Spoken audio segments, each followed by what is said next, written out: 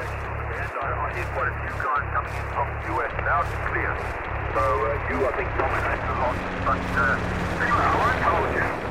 Welcome to EmComm Solutions. My name's Jake, and today we're going to be talking emergency communication plans and why planning is where you should start even before you go out and purchase even something as simple and affordable as a Metastatic radio, because you have to ask yourself, and this is the question I ask everyone that when they ask me about, what should I do or what should I buy, I always ask, who is it that you want to talk to?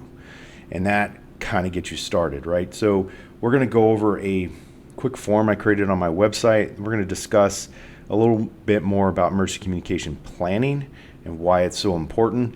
There are some other resources out there, but a lot of it is focused around kind of NGO, non-government organizations that are supporting government entities during disasters, like right now in the U.S. with the hurricane and any other disaster you're going to have in your local community. There's ARES teams, race teams, there's all kinds of different amateur radio teams that are volunteers.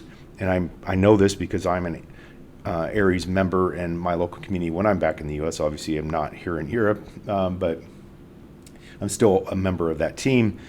I know that is where a lot of my emergency communications experience comes from. But that's not what each individual is usually looking to do. If you're an individual, you're looking to either communicate with a family, friends, community members, team members, whatever it is. Who is that? And that's where we're going to start with the questions and understand this is where you should start. And then we'll build on that later in videos where we're going to talk about actually training and deploying your equipment, because if you don't do that, either your plan is garbage, so because you're not going to realize what your problem or what the issues are with your plan until you test it. And you can run through some theories, you can run it past somebody else and have them review it and maybe shoot some holes in it and help you refine it before you go out into the field or just in your neighborhood and exercise that plan to see how well it works. So let's take a look at that form, and then we'll wrap it up by just kind of discussing some of those other things. All right, so jump over to my website if you like. You don't have to, you can just follow along here, but it's theravenwoodacres.com/EmComm, and it will be linked here in the video and down below. This is a simple questionnaire that I developed for myself to be able to ask people these questions when they ask me, like, hey, I want to get started on building an emergency communications plan, but I don't even know where to start. So my first question, and you've probably heard this before if you've been on this channel, is who is it you want to communicate with? And then that follows by where are they located? So are they less than 30 miles or more than 30 miles? I use that mileage mark because it's kind of the limit of most your line of sight radios, but there's tons of variables to that. If you're located in a rural area and down in the middle of a valley, the person might be only 2 miles away, but they're on the other side of a ridge line. Well, you're going to need more equipment to be able to talk to them than just, you could have the fanciest radio in the world. It doesn't matter because there's earth in between you and them. So you're going to need some sort of relay equipment or something like that. So that's kind of builds, that just starts it. And then do you have buy-in is my next question really. Does your family group interested in building this plan? Because if you build this plan in a bubble, just consider it ineffective in my opinion. So you need to get buy-in. That's all I'm going to say really on that. If you don't have buy-in at all, at least a little, it's going to be very hard to have an effective plan, because an effective plan is followed by actually practicing that plan and finding where your holes are and trying to improve it. So next is, are you willing to get an amateur radio license or somebody in your group? Because if someone in your group has it, then you could definitely expand the range, that ring out past that 30 miles, because that, depending on where the amateur radio operator is at, they could effectively relay messages, and other people outside the local area could have a radio that's pre-programmed and set up, and they understand, hey, there's an emergency, there's a disaster. They turn it on and they monitor it. at the top of the hour, bottom of the hour, 15 minutes past the hour, whatever you set up an interval, and that plan is printed off and they have it like attached to the radio and everything's ready for them. So they don't have to even figure, basically they just hit the power button and go, okay, it's set. And now I'm monitoring. That can really, I encourage it, but I know a lot of people, it's just a hard no. So we'll move on to GRMS, or General Mobile Radio Service. Or if you're not familiar with that, I have some videos on it. We could discuss it more if you want. And, put a question or comment down below. This is going to give you an expanded capability. You can buy a pack like these Redivis, R8 85 GRMS handheld radios. A 2-pack off Amazon, at least when I posted that, was $80. And you're up and running. And if you have a license, you're legal, and your family's legal. Is somebody going to find out you don't have a license? Probably not, if you're not being a dick, to be simple. You're not on there, trying to talk over people or causing interference with like a local business or something like that. There's probably tens of thousands, maybe hundreds of thousands of people that have these radios and are using them without licenses in the U.S. alone. I know that's very high, and some people will probably get upset with me about just saying that, but I have my license. They're $30, $35, whatever it is, 10 years, whole family. If the FCC is a hard no for you, then take the risk.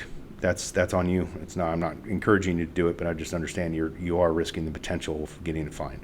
Are you interested in a FCC business class license? This is going to be a probably very small population of people. I want to learn more about it.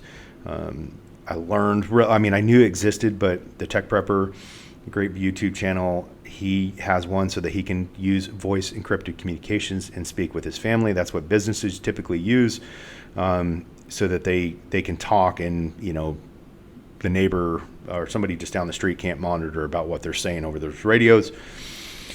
There is some benefits to that, but it's very costly. So that's why I say it's going to be a limited group of people. And then, are you looking for unlicensed, license-free type communications? There's a few options out there. Probably a lot of people are going to lean towards this, a Meshtastic radio or other mesh type radio that's utilizing the ISM 900 megahertz or ISM band, depending on where you're at, which is license-free but low power. And then what's your budget? This technically could be question number 2. Because that really drives the train too. If your budget's less than $200, we can get you started with GRMS radios. Like I said, $80. Baofangs, if you want to do that. You can get started with that, but you're probably going to need to invest a little more depending on what your plan is. And you're probably, if you do some training with your plan and actual practice, you're going to realize that you have a lot of holes in your plan with that budget, so you might going to have to invest more money.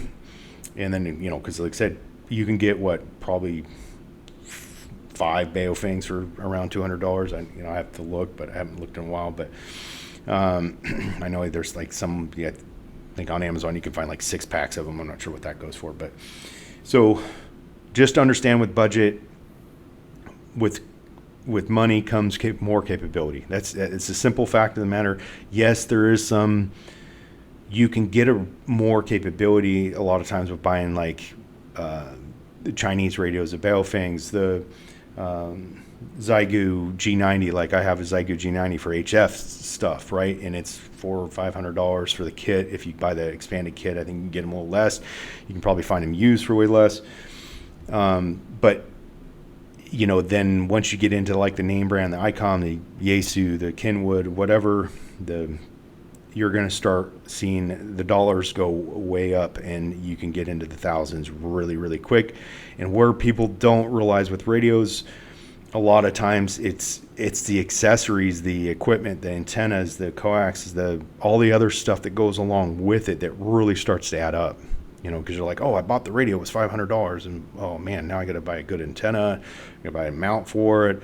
Well, now I want a base antenna at my home or whatever. Like, the price is that's where it really adds up. So maybe start just creating a radio budget every year and just build on it. I know plenty of people that are amateur radio operators like myself that just they work on a pretty small budget, but they Every year they're like, okay, I'm willing to spend, or, I budgeted in my plan to spend this much, and I'm going to buy an upgraded, I wanted that better antenna, or I wanted that better radio, or whatever.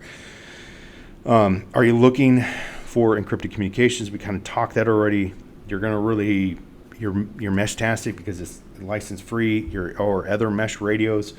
And then your business class is really where you're going to get the voice. You can get voice with Beartooth radios, the Mark IIs, but it's pretty limited voice, but it's still encrypted voice, so that is an option.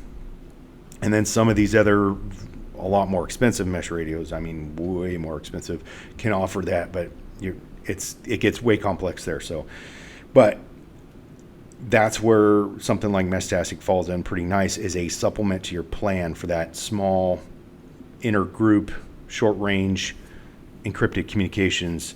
And then, you can use your voice radios for other types of communication. So anyways, that is a good question to ask yourself.